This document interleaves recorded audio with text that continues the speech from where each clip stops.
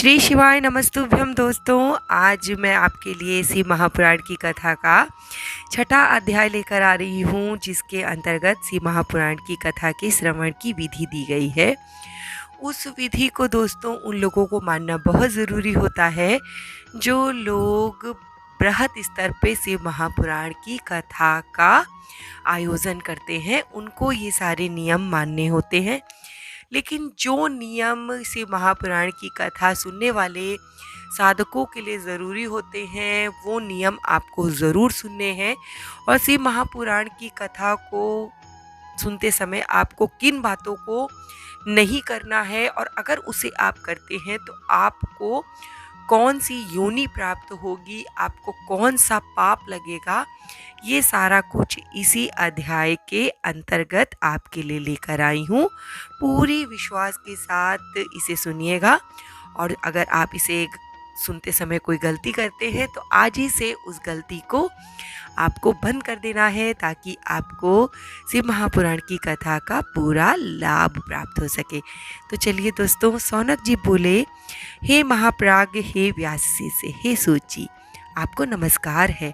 आप धन्य हैं और शिव भक्तों में श्रेष्ठ हैं। आपके महान गुण वर्णन करने योग्य हैं। अब आप कल्याण में शिव महापुराण के श्रवण की विधि बताइए, जिससे सभी श्रोताओं को संपूर्ण उत्तम फल की प्राप्ति हो सके।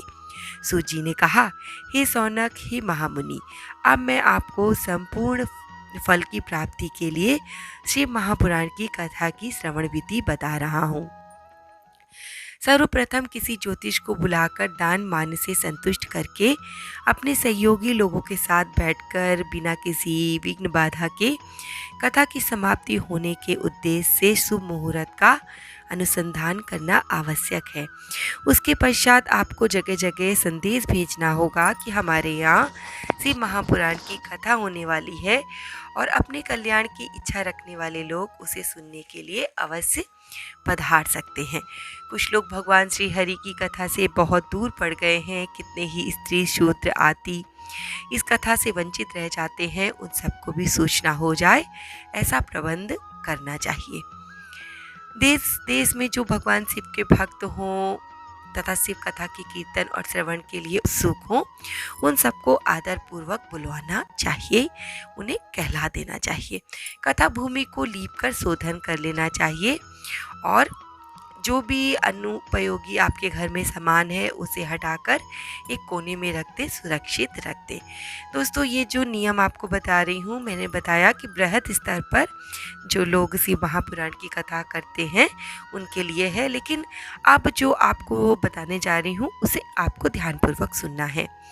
परमात्मा भगवान शंकर के लिए दिव्य आसन का निर्माण करना चाहिए, तथा कथावाचक के लिए भी ऐसा ही दिव्य आसन बनाना चाहिए जो उनके लिए सुखद। जो नराधम भक्ति रहित होकर इस पुण्यमयी कथा को सुनते हैं, उन्हें श्रवण का कोई फल नहीं प्राप्त होता। वे जन्म जन्मांतर में क्लेश भोगते रहते हैं। यथाशक्ति उपचारों से इस पुराण की पूजा किए बिना जो मूढ़जन इस कथा को सुनते हैं, वे अपवित्र और दरिद्र होते हैं। इसके मतलब, जब भी आपको शिव महापुराण की कथा सुनना प्रारंभ करना है, आपको भगवान शंकर का मन ही मन स्मरण करना है, और शिव महापुराण की कथा की जो पुस्तक है उसका भी मन ही मन स्मरण करके हाथ जोड़ने के बाद आपको इस कथा को श्रवण करना है। और किन कार्यों को नहीं करना है उसे अब सुन लीजिए और गांठ लगाकर बांध लीजिएगा। कथा कहे जाते समय बीच में ही जो लोग उठकर चले जाते हैं, जन्मांतर में उनकी स्त्री आदि संपत्तियां नष्ट हो जाती हैं। जो पुरुष सिर पर पगड़ी आदि धारण करके इस कथा का श्रवण करते हैं, उनके परिवार में पापी और कुल कलंकी पुत्र उत्पन्न होते हैं। इसके मतलब आपको सिर पर पगड़ी या टोपी लगाकर कथा को श्रवण नहीं करना है। जो पुरुष पान चबाते हुए इस कथा को सुनते हैं, उन्हें नरक में यमदूत उनकी ही विष्ठा खिलाते हैं। जो लोग ऊंचे आसन पर बैठकर इस कथा को श्रवण करते हैं, समस्त नरकों को भोगकर काक योनि में जन्म लेते हैं, यानी कि कौवा बन जाते हैं। जो लोग वीरासन आदि में बैठकर इस शुभ कथा को सुनते हैं, वे अनेक नरकों को भोगकर विष वृक्ष का जन्म पाते हैं, यानी कि आपको पलती लगाकर इस कथा को सुनना है। ठंड बहुत ज़्यादा पड़ रही है तो डायरेक्ट ज़मीन पर मत बैठ जाइएगा, चटाई बिछा लीजिए, दरी बिछा लीजिए, तब इस कथा को सुनने के लिए बैठिए।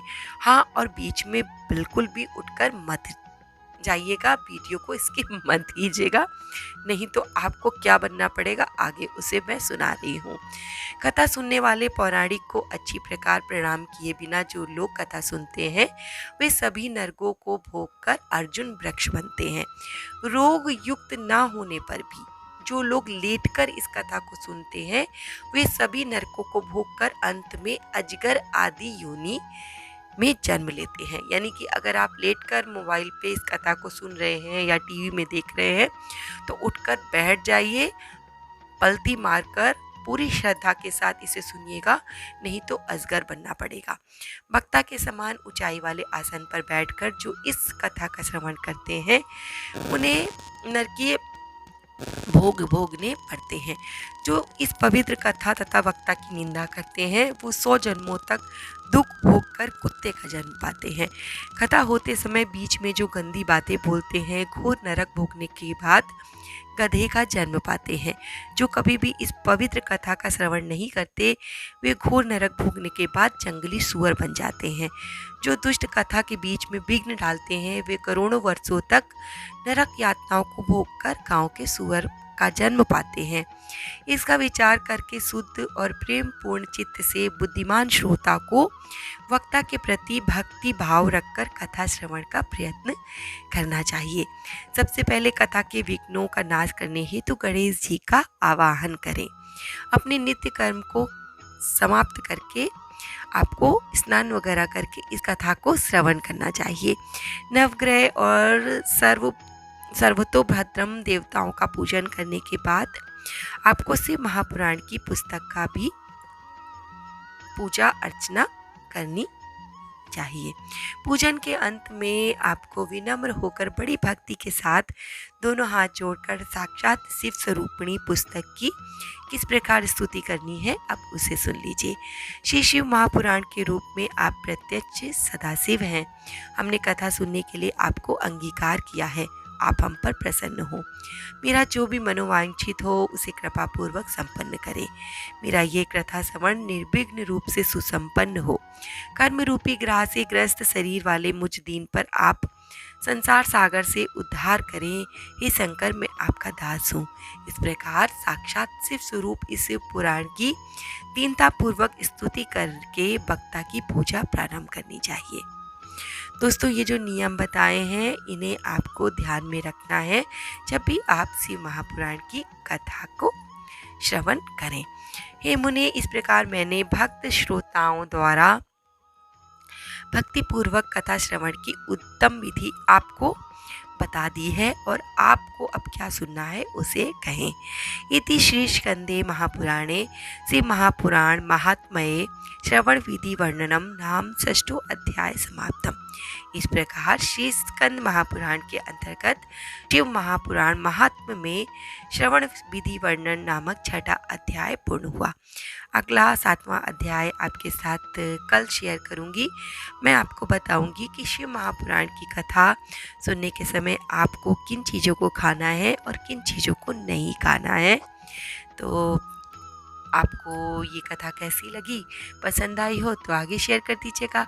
और मैं बाबा से प्रार्थना करूंगी कि बाबा मेरे जो भी भक्त आपकी इस कथा का श्रवण करे आप उसको मनमांक्षित फल दीजिए और उसके ऊपर अपनी कृपा दृष्टि ऐसे ही बनाए रखिए। इसी के साथ जय श्री राम, जय बाबा की और हर हर महादेव।